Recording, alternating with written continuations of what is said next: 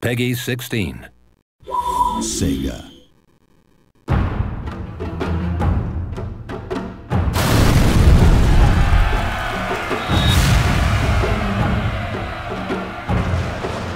The Fall of the Samurai features the most advanced weaponry ever seen in a Total War game. Even things like just straightforward rifle technology have come on enormously. It's more furious, faster reloading, more death.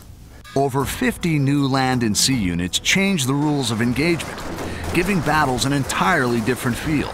Some of the most interesting ones on land are obviously the Gatling gun, but we've also got a lot of new line infantry units and riflemen. And on sea, got lots of ironclad ships and the torpedo boat, which is perhaps a favourite of mine. Launch torpedoes!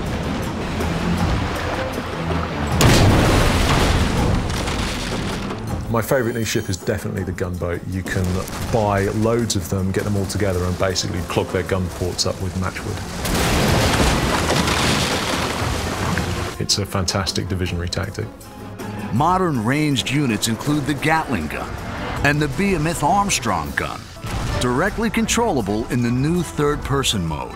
You can hit a hotkey and drop down to third-person mode on cannons and Gatling guns, which enables you to have direct control over the weapon. You actually follow the cannonball along the battlefield until it actually hits its target.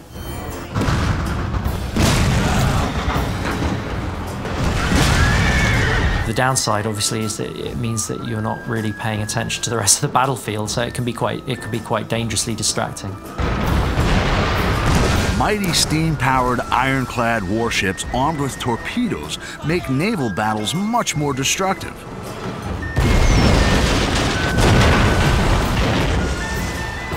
Naval technology went from basically the ancient age of sail to modern warfare, and being able to fire cannons a few hundred metres to being able to fire tens of miles. We've really put a lot of effort into the naval battles.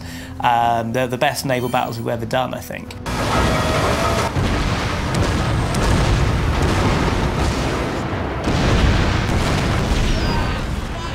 To see torpedoes coming towards you and not knowing what to do, and it puts you in a state of panic. I've had several times where I've been playing where I've just kind of frozen. I'm not knowing what to do. Do I try and put it astern? Do I try and steer around it? And that's a totally new part of gameplay, and I think those are really cool. So the new units, they're not just new stats or new models. They are kind of creating totally new elements to the battles. The increased power of naval weaponry allows fleets to play a greater strategic role.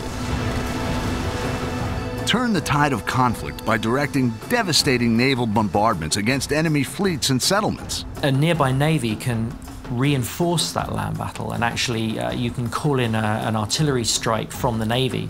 So you can select your general and you can pick a location on the map, and you'll basically just see a huge artillery bombardment raining down fire onto the enemy. And you have to time those right because they're not immediate, so you have to kind of try and predict where you should be calling it. They're really good fun. Attempt a naval assault on an occupied enemy port to fight the new port siege battle type. The attackers will sail in to a coastal region. The defenders will actually have artillery mounted on the coast that they can use to bombard the attacking ships, as well as having their own fleet to back up. So there's a whole new battle type. Upgrade your castles with deadly matchlock or Gatling gun towers to give a new dimension to sieges on land.